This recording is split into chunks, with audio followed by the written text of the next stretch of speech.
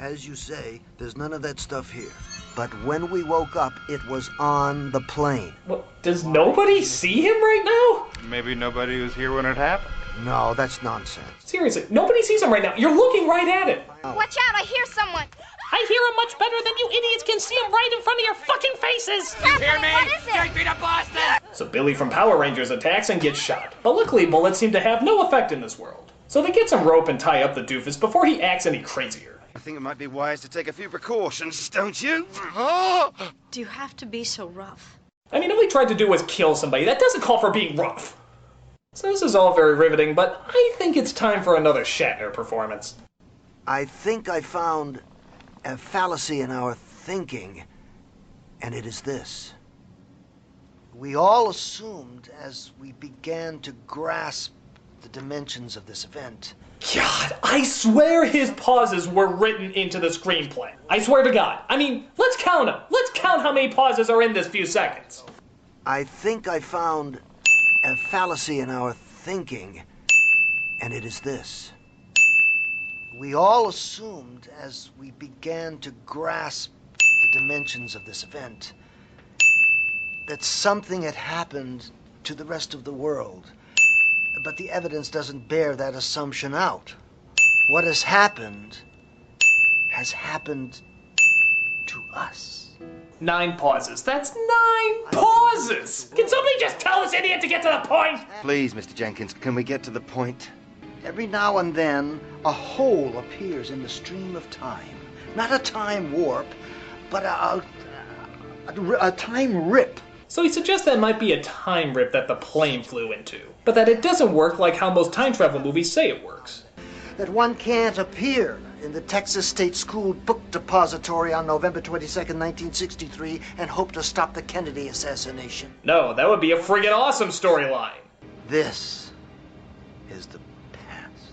So if you could actually follow any of that, they have to find some fuel and escape fast, or else they'll vanish with the rest of time.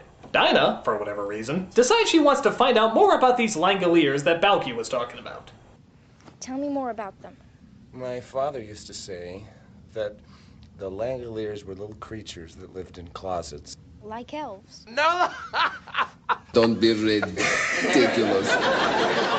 He said that all they really were was hair and teeth and fast little legs. Robin Williams? So that they could catch up with all the bad little boys no matter how quickly they scampered. Stop it. You're scaring her. Yeah, you're scaring the little girl! Scaring the little girl! So everybody realizes that they can't burn the fuel for the plane because fire doesn't work in this world. But generic McDork here believes that he might have the solution to our problem! I have the solution to our problem! They get to the plane and bring the food and beer that used to have no flavor. But it turns out in the plane, it does. Which means time works okay inside, and therefore the fuel will work as well. However, while everybody's looking at that, Balky escapes and gets himself a knife. But it's okay, the little girl is there to try and comfort him. He's scared to death. I feel so sorry for him. Mr. Toomey, please come out.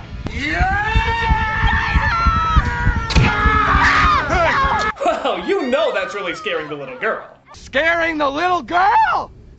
Don't you worry, love. We're gonna have you right as rain in no time flat. Listen to me. She's got internal bleeding. We don't get this blade out of her right now, damn quick, she's gonna drown in her own blood. Right as rain, darling, right as rain. She is going to drown in her own blood. Right as rain, darling, right as rain. Drown! So Dorky and the black guy go looking for a stretcher, but Balky is there waiting for him. It's okay. He's a black guy in a Stephen King film. They always turn out fine, right? He's in here! He's in here! You're one of them too, aren't you? A Langolier. You know, it figures. This guy has survived 3 Silence of the Lambs movies, and yet it's a Stephen King flick that finally kills him off. I'm telling you, man, the black guy always dies first. Damn! But the dork knocks him out with a toaster in the bag, and the Brit decides whether or not he should kill him. But then he remembers how the blind girl told him to leave him alive, so that's exactly what he does. He doesn't tie up his hands or anything, he just sort of lets the psychotic killer sit there until he wakes up. What secret idiot service did this guy work for again?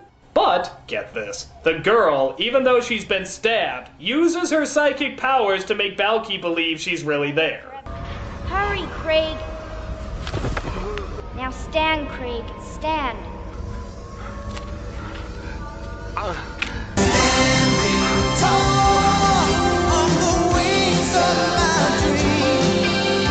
Just as they get fuel to the plane and everyone gets on board, the girl creates a false image, again with her psychic powers, and makes Balky believe that he's at the meeting he was trying to reach. You know, if she's so good at this shit, how come she didn't predict when she was gonna get stabbed?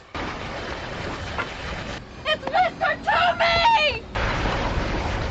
Hey, Nani, Nani, Nani, hey, Nani, Nani, Nani. Never mind him right now. We're all out of time. So he makes it to the meeting and finds that Stephen King is there to give his blessing to this shitstorm of a miniseries. Tell us how much money you made for us. I didn't make any money for you. I didn't make any money for you. I lost money for you. And I did it deliberately. I did it deliberately. I did it deliberately. Actually, I think this is how the meeting went with Tom Holland and Stephen King after this movie was released. But that crackling noise is getting louder, and we finally figure out what's been getting closer and closer all this time. Let's get ready for letdown!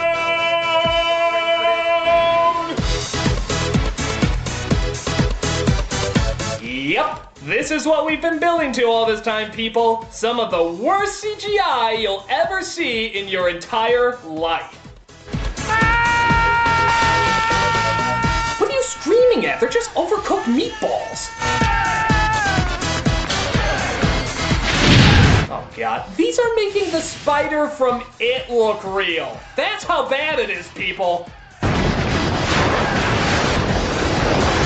Come on, just add in the other Pac-Man characters and the goofiness will be complete.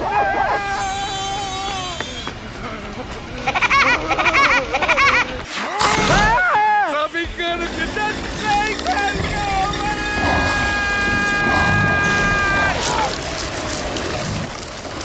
By the way, there's a black guy inside in case you want to eat him too. So as they watch the film literally crumble before their eyes, the mystery writer decides he needs one more monologue to sum up the scene. We know what happens to today when it becomes yesterday. It waits for them, the timekeepers of eternity, always following behind, cleaning up the mess in the most efficient way possible. By eating it. Well, yeah, I guess you can't argue there. It really is the most efficient way possible. Sending giant elephant turds with chainsaw teeth to eat up every half second of time. Boy, God must have been really fucking baked when he came up with that idea. And thus, when all time passes, you will see giant ape testicles that eat up the world like a tuna sandwich. Sorry, could you repeat that? Write it down! So as time is eaten up by killer ski balls, the plane tries to retrace its tracks and make it back to the time rip. What does a most secret classification mean when you've just seen a bunch of killer cannonballs rolling up the world? Well, gee, when you put it like that, it sounds incredibly fucking stupid. We see that Dinah finally dies on the plane. I guess a stab in the lungs takes longer than a stab in the back to take effect. And they finally reach what they've been looking for. Ladies and gentlemen, we have found what we were looking for. It appears to be a Sky Gina. Okay, here's my question. Were the pilots who were originally flying this plane taking a look at that thing and saying, yeah, we want to go through that? Seriously, why would they aim for this thing? Wouldn't they consider the safety of the passengers first? Hey Frank, look at that. Is that a Sky Gina? Yeah, that's a Sky Gina. Isn't that awesome? It's totally awesome. It's so awesome. You dare me to go through it? Yeah, I'll dare you to go through it. I'm totally dare you to go through it. Go through it, man. I'm going through it. It's going to be awesome. Oh, this is the best idea I ever had. But the mystery writer points out that they were all asleep when they went through it the first time, and so they all have to be asleep to get through it again. So they decide to put the pressure up to knock everybody out, but there's still another problem. One of us will have to stay awake to turn the pressure up just before we fly through the rip. So one of us will have to die. Not it. Actually, the British guy decides to sacrifice his life. I guess he's knocked off so many other people, it only seems fair. So everybody gets knocked out and he flies the plane through the rip. I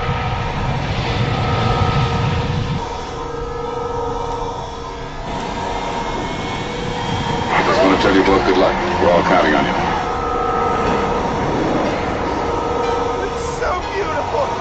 And of course he ultimately disappears. Why the hell his clothes, shoes, and belt don't stay behind is anybody's guess, but who cares? They made it home. But is it really home? But what do you see out the window? Nothing. Nothing at all. Oh, except for the obvious moving cars down there. Oops. They land the plane and everything seems deserted, but that's because they realize that time is catching up with them. Daddy, new people, look at the new people. Did you hear what she said? Yes. Is that who we are?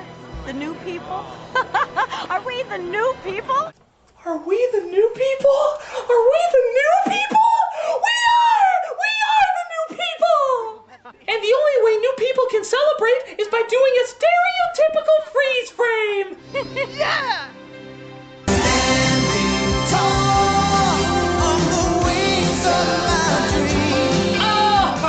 Oh, God, this was stupid. I mean, to its credit, it does keep you interested enough to want to know what's going on, as most Stephen King stories do. Some of the actors are pretty good too, but there's just so many goofy performances, nonsensical logic, bad effects, and just the stupidest letdown climax that it's hard to fully take it seriously. I mean, are you really telling me that giant mutant mudballs are eating all of the past? Let's find out. What are you doing here? I'm sending you 45 minutes in the past to see if your theory's correct. Well, do we have to? Yes, hurry! All right, keep your beard on. Hey, this is your beard too.